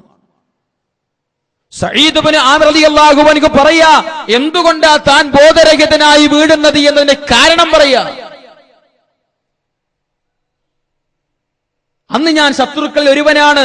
പക്ഷേ ഇന്ന് ഇസ്ലാം മതം സ്വീകരിച്ച് ഒരുപാട് വർഷങ്ങൾ കഴിഞ്ഞിട്ടും ആ ഖുബൈബ് റളിയല്ലാഹു അൻഹുവിന്റെ പടച്ചില്, കുരിശിൽ തറച്ചു നിർത്തിയ ആ രംഗം എന്റെ കണ്ണിൽ ഇങ്ങനെ തെളിഞ്ഞു വരിക, മാഞ്ഞു പോകുന്നില്ല എന്റെ കണ്ണിൽ നിന്ന് ആ ദൃശ്യം. അങ്ങനെ ഖുബൈബ് റളിയല്ലാഹു അൻഹുവിനെ ക്രൂരമായി കൊന്നൊടുക്കിയ ആ ദൃശ്യം എന്റെ കണ്ണിൽ തെളിഞ്ഞു വരുന്ന ഓരോ സമയത്തും ഞാൻ എന്റെ മനസ്സാക്ഷിയോട് ചോദിക്കുന്നു, ഞാൻ എന്റെ മനസ്സിനോട് ചോദിക്കുന്നു, നാളെ പടച്ച റബ്ബിന്റെ കോടതിയില് അല്ലാഹു സുബ്ഹാനഹു വ തആല ലോകത്ത് ഞാൻ ചെലവഴിച്ച ഓരോ സെക്കൻഡുകളെ കുറിച്ച് ചോദിക്കുമ്പോ, ഓരോ ദിവസങ്ങളെ കുറിച്ച് ചോദിക്കുമ്പോ, ഖുബൈബ് റളിയല്ലാഹു അൻഹുവിനെ കൊന്നൊടുക്കിയ ഈ ദിവസത്തെ കുറിച്ചും എന്റെ റബ്ബ് എന്നോട് ചോദ്യം ചെയ്യുമല്ലോ. ആ സമയത്തെങ്ങാനും പടച്ച റബ്ബ് എന്നോട് ചോദിച്ചേക്കുമോ എന്ന് ഞാൻ പേടിക്കുന്നു. ചോദിച്ചേക്കുമോന്ന എന്താ ചോദ്യം? എന്താ പ്രിയപ്പെട്ടവരെ, അവര് ചോദ്യം ഉണ്ടാക്കുകയാ, അവര് മനസ്സിൽ കാണുകയാണ്, പടച്ച റബ്ബ് ഇങ്ങനെ ചോദിക്കുമോ? അല്ല സഈദേ, ഖുബൈബിനെ ശത്രുക്കൾ ക്രൂരമായി കൊന്നൊടുക്കുമ്പോ, ശത്രുക്കൾ ആനന്ദ നൃത്തം ചവിട്ടുമ്പോ, ഒരു മാനുഷിക പരിഗണന വെച്ചിട്ടെങ്കിലും നിനക്ക് ഖുബൈബിനെ സഹായിക്കാമായിരുന്നില്ലേ? ഒരു മാനുഷിക പരിഗണന വെച്ചിട്ടെങ്കിലും നിനക്ക് ഖുബൈബിനെ സഹായിക്കാമായിരുന്നില്ലേ? ശത്രുക്കളോട് പറയാമായിരുന്നില്ലേ, അരുത് ജനങ്ങളെ, അരുത്, പാടില്ല, അങ്ങനെ ചെയ്യരുത്, കൊല്ലരുതേ എന്ന് പറയാമായിരുന്നില്ലേ? എന്തുകൊണ്ട് നീ പറഞ്ഞില്ല എന്ന് അദ്ദേഹം സ്വയം ആലോചിച്ചു പോവുക. പടച്ച റബ്ബ് ഇങ്ങനെ ചോദിക്കൂ, അങ്ങനെ ചോദിച്ചാൽ എന്ത് മറുപടി ഞാൻ പറയും എന്ന് മനസ്സിനോട് ചോദിക്കുക. ആ സമയത്ത് മനസ്സ് പറയുന്നു, ഇല്ല സഈദേ, മറുപടിയില്ല. അങ്ങനെ ചോദിച്ചാ നിനക്ക് ഉത്തരം പറയാൻ കഴിയൂല. അങ്ങനെ എന്റെ നാഥന്റെ മുമ്പിൽ നിന്ന് ആ റബ്ബിന്റെ ചോദ്യത്തിന് മറുപടി പറയാൻ കഴിയാതെ വന്നാൽ ഉണ്ടാകുന്ന അവസ്ഥ അത് ഞാനൊന്ന് ഓർത്തു. നരകത്തിലേക്ക് കൂട്ടം കൂട്ടമായി പോകുന്ന രംഗം, അങ്ങനെ നരകത്തിലേക്ക് പോകേണ്ടി വരുമോ എന്നുള്ള പേടിയാൽ എന്റെ കൈകാലുകള് തളരുക. അങ്ങനെ ചിന്തന വരുമ്പോ എനിക്ക് പേടിയാവുക. ആ പേടി കൊണ്ടാണ്, ആ വിചാരണ കൊണ്ടാണ്, ആ ചിന്ത കൊണ്ടാണ് ഞാൻ ബോധരഹിതനായി വീഴുന്നത് എന്ന് സഈദ് ഇബ്നു ആമിർ റളിയല്ലാഹു അൻഹു പറയുമ്പോ, പ്രിയപ്പെട്ട മുസ്ലിമീങ്ങളെ, ജീവിതത്തിൽ ഏതെങ്കിലും ഒരു സമയം അങ്ങനെ തന്റെ പാരത്രികമായ ലോകത്ത് ഞാൻ ചെയ്യുന്ന ഈ പ്രവർത്തനത്തെ കുറിച്ച് എന്റെ റബ്ബ് എന്നെ വിചാരണ ചെയ്താൽ എന്തു മറുപടിയാണ് എനിക്ക് പറയാൻ കഴിയുക എന്ന് ചിന്തിക്കാൻ, ആ ചിന്തയുടെ ഭാഗമായി എപ്പോഴെങ്കിലും കണ്ണിൽ നിന്ന് ഒരിറ്റ് കണ്ണുനീര് തുള്ളി വരാൻ നമുക്ക് കഴിഞ്ഞിട്ടുണ്ടോ? ഇല്ല എന്നുള്ളതാണ് സത്യം. അതുകൊണ്ട് യഥാർത്ഥത്തിലുള്ള അടിമകളെ കുറിച്ച് പറയുമ്പോ, വിശ്വാസികളെ കുറിച്ച് പറയുമ്പോ അല്ലാഹ് പറയാ, വല്ലദീന യുസദ്ദിഖൂന ബിയൗമിദ്ദീൻ, അതെ, അവര് സത്യസന്ധമായി പരലോകത്തിൽ വിശ്വാസമുള്ളവരാണ്. ജീവിതത്തിൽ അങ്ങനെ ഒരു വിശ്വാസമില്ലാത്തവനാണ് എന്നവന്റെ പ്രവർത്തനത്തിൽ എവിടെയും കാണൂല. ഇനിയോ വല്ലദീന ഹും മിൻ അദാബി റബ്ബിഹിം മുശ്ഫിഖൂൻ, അല്ലാഹുവിന്റെ ശിക്ഷയെ കുറിച്ച് ഭയമുള്ളവരാണ്. ഇന്ന അദാബ റബ്ബിഹിം ഗൈറു മഅമൂൻ, അല്ലാഹുവിന്റെ ശിക്ഷ വരികയില്ല എന്ന് സമാധാനപ്പെട്ടു കൂടാത്തതാണ് കേട്ടോ. പടച്ച റബ്ബിന്റെ ശിക്ഷ കിട്ടൂല എന്ന് ഉറപ്പിക്കണ്ട എന്നർത്ഥം വിശുദ്ധ ഖുർആനിൽ പറയാ. അപ്പൊ പ്രിയപ്പെട്ടവരെ, പാരത്രികമായ ലോകത്തേക്ക് തിരിച്ചു പോകേണ്ടവരാണ് എന്ന ചിന്തയാൽ, ആ പരലോകത്തുള്ള ആ നരകാഗ്നി തന്നെ സ്പർശിക്കാൻ പാടില്ല എന്ന ഉറപ്പിനാൽ, സ്വർഗത്തിലേക്കുള്ള പ്രവേശനം തനിക്ക് ലഭിക്കണമെന്ന അതിയായ ആഗ്രഹത്താൽ ഈ ലോകത്ത് പ്രവർത്തിക്കുന്നവരാണ്, പണിയെടുക്കുന്നവരാണ് യഥാർത്ഥത്തിലുള്ള അള്ളാഹുവിന്റെ അടിമകൾ എന്ന് കൃത്യമായി നാം മനസ്സിലാക്കണം. അള്ളാഹു പറഞ്ഞ ഒരു പ്രവർത്തനത്തിലും അവര് പിറകോട്ട് പോകൂല. നമസ്കാരത്തിന്റെ കാര്യമാണെങ്കിലും, നോമ്പിന്റെ കാര്യമാണെങ്കിലും, സക്കാത്തിന്റെ കാര്യമാണെങ്കിലും, ദാനധർമ്മത്തിന്റെ കാര്യമാണെങ്കിലും, അതുപോലെ തന്നെ കഴിക്കുന്ന ഭക്ഷണത്തിന്റെ കാര്യമാണെങ്കിലും, ധരിക്കുന്ന വസ്ത്രത്തിന്റെ കാര്യമാണെങ്കിലും, അവയവങ്ങളാൽ പ്രവർത്തിക്കുന്ന പ്രവർത്തനങ്ങളുടെ കാര്യമാണെങ്കിലും, എവിടെയും അള്ളാഹുവും അവന്റെ റസൂലും എന്തെല്ലാം തീരുമാനങ്ങൾ പറഞ്ഞോ ആ തീരുമാനങ്ങൾ അനുസരിക്കാനല്ലാതെ, ആ തീരുമാനങ്ങൾക്ക് മുന്നിൽ കീഴ്പ്പെടാനല്ലാതെ, അത് ധിക്കരിക്കാൻ, ആ തീരുമാനങ്ങളെ ചവിട്ടിമതിക്കാൻ, ആ തീരുമാനങ്ങളെ പരിഹസിക്കാൻ, ആ തീരുമാനങ്ങളെ ചവറ്റുകൊട്ടയിലേക്ക് വലിച്ചെറിയാൻ യഥാർത്ഥത്തിലുള്ള പടച്ച റബ്ബിന്റെ ഇഷ്ടപ്പെട്ട അടിമകൾക്ക് കഴിയില്ല. അവര് ഒരുങ്ങൂല, അവര് തയ്യാറാകൂല. അങ്ങനെയുള്ള ഒരാളായി, ഒരാൾക്കൂട്ടമായി, ഒരു കുടുംബമായി, ഒരു കുടുംബനാഥനായി, ഒരു ഭാര്യയായി, ഒരു ഭർത്താവായി, ഒരു മകനായി, ഒരു മകളായി ജീവിക്കാൻ പ്രിയപ്പെട്ടവരെ നാം ഒരുങ്ങുക, നാം തയ്യാറാവുക. സ്വർഗത്തിന് വേണ്ടി ഒരുങ്ങുന്നവരാണ് അള്ളാഹുവിന്റെ യഥാർത്ഥ ഇഷ്ടപ്പെട്ട അടിമകൾ. ആ രൂപത്തിലുള്ള ഒരു ഒരുക്കമാണ് ഈ സദസ്സിലൂടെ നമ്മളും പ്രതീക്ഷിക്കുന്നത്. അതുകൊണ്ട് നാളെ പാരത്രികമായ ലോകത്ത് എന്റെ ജീവിതത്തിൽ എന്തിനെ കുറിച്ച് ചോദിച്ചാലും, സഈദ് ഇബ്നു ആമിർ റളിയല്ലാഹു അൻഹു ഇസ്ലാം മതം സ്വീകരിക്കാത്ത സമയത്ത് അദ്ദേഹത്തിന് ചെയ്തു പോയ ഒരു തെറ്റിനെ കുറിച്ച് ആലോചിച്ചിട്ടാ പേടിക്കുന്നത്. ഇസ്ലാം മതം സ്വീകരിച്ചോടുകൂടി അതൊക്കെ അല്ലാഹ് പുറത്തു കൊടുത്തു എന്ന് റസൂല് പറഞ്ഞതാ. പക്ഷെ നമ്മൾ മുസ്ലിം ആയതിനു ശേഷം ജീവിതത്തിൽ വന്ന തെറ്റുകൾ എത്രയുണ്ട്. ആ തെറ്റുകൾക്കൊക്കെ പടച്ച റബ്ബിന്റെ കോടതിയിൽ എന്ത് മറുപടി പറയാൻ കഴിയും നമുക്ക് എന്നുള്ള ബോധത്താൽ പ്രിയപ്പെട്ടവരെ ലോകത്ത് ജീവിക്കുക. ആരാധനാ കർമ്മങ്ങള് ഒന്നും ഒഴിവാക്കാൻ നിർവഹിക്കുക. മുസ്ലിമായ മനുഷ്യനെ തിരിച്ചറിയാനുള്ള ഒന്നാമത്തെ ലക്ഷണമാണല്ലോ നമസ്കാരം എന്നുള്ളത്. നമസ്കാരത്തിന്റെ വിഷയത്തിൽ അള്ളാഹു യഥാർത്ഥ വിശ്വാസികളെ കുറിച്ച് പറഞ്ഞു, അല്ലദീനഹും അലാ സ്വലാത്തിഹിം ദാഇമൂൻ, അവർ സ്ഥിരമായി നമസ്കരിക്കുന്നവരാ, സ്ഥിരമായി നമസ്കരിക്കുന്നവരാ. അതുപോലെ തന്നെ അല്ലദീനഹും ഫീ സ്വലാത്തിഹിം ഖാശിഊൻ, നമസ്കാരത്തിൽ ഭക്തി കാണിക്കുന്നവരാണ്. നമസ്കാരം ഒഴിവാക്കുന്നവരല്ല, നമസ്കാരത്തിൽ അലസത കാണിക്കുന്നവരുമല്ല. കാരണം അവർ ലോകത്ത് വിശുദ്ധ ഖുർആനിൽ കേട്ടവരാ. വിശുദ്ധ ഖുർആനിൽ നമസ്കാരത്തിന്റെ വിഷയത്തിൽ സ്വീകരിക്കാൻ പാടില്ലാത്ത നിലപാടുകളെ കുറിച്ച് അവർ മനസ്സിലാക്കിയിട്ടുണ്ട്. വിശുദ്ധ ഖുർആൻ പറഞ്ഞിട്ടുണ്ട്, ഫവൈലുൽ ലിൽ മുസല്ലീൻ അല്ലദീന ഹും അൻ സ്വലാത്തിഹിം സാഊൻ, അശ്രദ്ധയോടുകൂടി അലസന്മാരായി നമസ്കരിക്കുന്നവർക്ക് നാശമെന്നവർ കേട്ടവരാണ്. നമസ്കാരം ഒഴിവാക്കിയിട്ടില്ല. കാരണം എന്താ? നാളെ പരലോകത്ത് വെച്ച് സ്വർഗാവകാശികളായ ആളുകൾ നരകാവകാശികളോട് ചോദിക്കുന്നുണ്ട്, മാ സലകകും ഫീ സഖർ, എന്തേ ഈ സഖറാകുന്ന നരകത്തിൽ പെടാനുള്ള കാരണമെന്താ? അവർ പറയുന്ന ഒന്നാമത്തെ മറുപടി, ഖാലൂ ലം നകു മിനൽ മുസല്ലീൻ, ഞങ്ങൾ നമസ്കരിച്ചിരുന്നില്ല എന്നുള്ളതാണ്. നമസ്കരിച്ചില്ല എന്നുള്ളതാണ്. ഓ, നമസ്കാരത്തിന്റെ കാര്യത്തിൽ അതീവ ശ്രദ്ധ കാണിക്കാൻ പ്രിയപ്പെട്ടവരെ തയ്യാറാവുക. അങ്ങനെ ഏതെല്ലാം കാര്യങ്ങള് നിർവഹിക്കേണ്ടതായി അള്ളാഹും അവന്റെ റസൂലും പറഞ്ഞുവോ അതെല്ലാം പ്രവർത്തിക്കുക. റസൂല് പറഞ്ഞുവല്ലോ, മൻ തമസ്സക ബിസുന്നതി ഇൻദ ഫസാദി ഉമ്മതി ഫലഹു അജ്റു മിഅതി ഷഹീദ്. അതേ, ഈ നാട്, ഈ കാലമെന്ന് പറഞ്ഞാൽ ഒരുപാട് തിന്മകള് കുമിഞ്ഞുകൂടിയ ഒരു കാലഘട്ടമാണ്. എവിടെ നോക്കിയാലും മാലിന്യ കൂമ്പാരങ്ങളാണ്, തിന്മകളാണ്.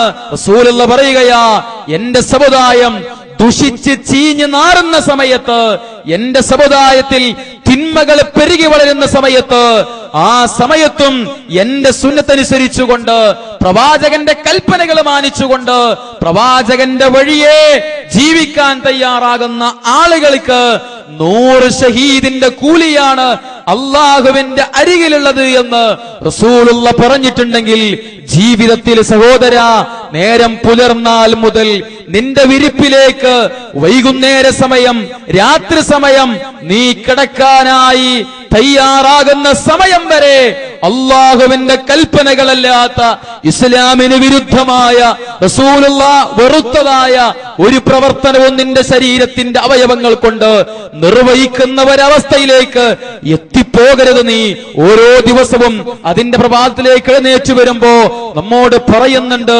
മനുഷ്യ അന ഖൽഖുൻ ജദീദ്, ഞാൻ പുതിയ സൃഷ്ടിയാണ്, ഫഗ്തനിംനി, എന്നെ പരമാവധി ഉപയോഗപ്പെടുത്തിക്കോ. ഞാനെങ്ങാനും കഴിഞ്ഞു പോയാൽ ഖിയാമത്ത് നാൾ വരെ ഒരിക്കലും നിന്റെ സമീപത്തേക്ക് ഞാൻ വരൂല. പക്ഷെ നാളെ പരലോകത്ത് എന്നെ നീ കണ്ടുമുട്ടും. ദിവസം നമ്മോട് പറയുന്നു. ഈ ദിവസം നാളെ പരലോകത്ത് നമുക്കെതിരായിട്ടോ അനുകൂലമായിട്ടോ സാക്ഷി പറയാൻ കടന്നു വരും. പ്രിയപ്പെട്ടവരെ, നാം ചെയ്തുകൊണ്ടിരിക്കുന്ന പ്രവർത്തനങ്ങളെ കുറിച്ച് ആലോചിക്കുക. കൃത്യമായ ഒരു വിചാരണക്ക് ഈ ഭൂമി ലോകത്ത് വെച്ച് നാം ഒരുങ്ങുക. ഹാസിബു അൻഫുസകും ഖബ്ല അൻ തുഹാസബു എന്ന ഉമർ ഇബ്നുൽ ഖത്താബ് റളിയല്ലാഹു അൻഹുവിന്റെ ആ മുദ്രാവാക്യം, ആ വാക്യം നെഞ്ചകത്തേക്ക് സ്വീകരിക്കുക. പടച്ച റബ്ബ് നമ്മെ അനുഗ്രഹിക്കുമാറാവട്ടെ. അല്ലാഹുവേ, ഈ ഒരുമിച്ച് കൂടിയ ഈ കൂടലിന് നാഥാ തക്കതായ പ്രതിഫലം നൽകി ഞങ്ങളെ അനുഗ്രഹിക്കണേ റഹ്മാനെ. അറിഞ്ഞോ അറിയാതെയോ ചെയ്തു പോയ എല്ലാ അപരാധങ്ങളും പുറത്തു മാപ്പ് നൽകി നിന്റെ സ്വർഗത്തിൽ ഞങ്ങളെയും ഒരുമിച്ച് കൂട്ടി അനുഗ്രഹിക്കണേ റഹ്മാനെ. അല്ലാഹുവേ, മാരകമായ രോഗങ്ങളിൽ നിന്നും പ്രകൃതി ദുരന്തങ്ങൾ റബ്ബേ ഞങ്ങളെ ഇവരെയും കാത്തുരക്ഷിക്കണേ റഹ്മാനെ. അല്ലാഹുമ്മ യാ മുഖല്ലിബൽ ഖുലൂബ് സബ്ബിത് ഖുലൂബനാ അലാ ദീനിക് റബ്ബനാ തവഫനാ മുസ്ലിമീൻ വഅൽഹിഖനാ ബിസ്സാലിഹീൻ റബ്ബനാ ആതിനാ ഫിദ് ദുനിയാ ഹസന വഫിൽ ആഖിറതി ഹസനതൻ വഖിനാ അദാബന്നാർ. ആമീൻ ആമീൻ ആമീൻ برحمتك يا أرحم الراحمين. وآخر دعوانا أن الحمد لله رب العالمين. السلام عليكم ورحمة الله.